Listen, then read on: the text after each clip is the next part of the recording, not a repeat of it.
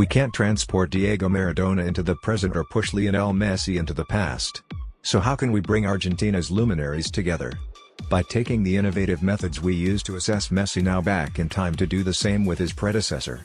Deep data provides us with such a time machine. We've gone back and scored matches from the 1986 World Cup so we can better compare a 25-year-old Maradona in Mexico to a 26-year-old Messi in Brazil. Spoiler alert, each player was great in his respective tournament and better than his compatriot in certain areas. So what made Maradona a World Cup champion while Messi fell a goal short? Diego Maradona committed at least 2 divine acts in 1986, which also happened to be the year in which his second coming was conceived. Despite what history has made of it, neither of those acts was winning the World Cup as a one-man team. Rather, those 2 acts resulted in goals. Measurement was essentially left at that, goals, because football data didn't allow for much more, and the story and legend filled in around those goals as time eroded the less memorable minutiae that makes football tick. 2 goals. One famous, one infamous. Years on, one of those acts is shown as a wordless argument in favor of Maradona being the greatest footballer of all time, and it's known as the goal of the century. What's divine about it? If you've seen it once, it's memorable to the point of not needing a video refresher in order to see it in your head in great touch-by-touch detail from there on. The other is shown to illustrate his controversial nature, and it's known as the Hand of God, a finish on which he at worst cheated to progress in the World Cup or at best inadvertently broke the rules of the game. They occurred 4 minutes apart in a match that came to define the magnificent prime of Argentina's sporting hero.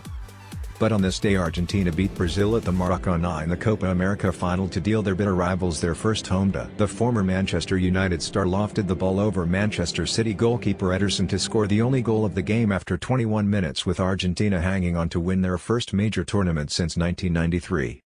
Argentina had lost 7 consecutive finals since then, including back-to-back Copa Americas and a World Cup, but finally ended at the Hoodoo on Sunday. Brazil started the brighter of the 2 finalists in their Hope Stadium, but it was Argentina who drew first blood against the run of play at the Maracanã. But they went ahead after Di Maria lobbed Ederson just second after Neymar was denied a dangerous free kick on the edge of the area after a late offside flag was raised. The former Manchester United man was a controversial decision to start the final, after only being a substitute for the semi-final, yet made the most of a defensive lapse by Renan Lodi to break through and effortlessly lift the ball over a helpless Ederson. Argentina had a scare when Di Maria went down clutching his foot shortly after without anyone else around him, but managed to make a miracle recovery to get back on the pitch shortly before half-time. Just 7 minutes after half-time, Everton striker Richarlison was wheeling away and celebrating towards the limited number of Brazilian fans allowed into the stadium after finally getting the ball in the net, only for the linesman's flag to cruelly greet him. Replays showed he just straight offside as he broke inside from the right flank and scored at the second attempt. Not to be deterred, Richarlison found himself in an almost identical position moments later, only this time though without the linesman's flag.